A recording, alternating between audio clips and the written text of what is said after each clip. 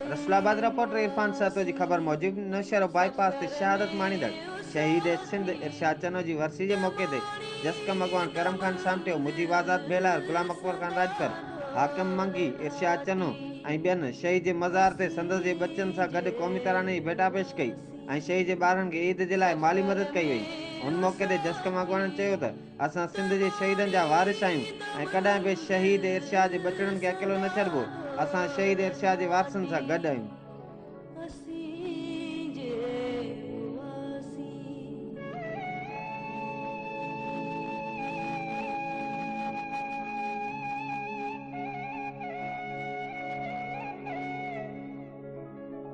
मज़लूम मारवाड़न जे हक़न जो आवाज़ पहुचाए आला ऐवानन ताईं।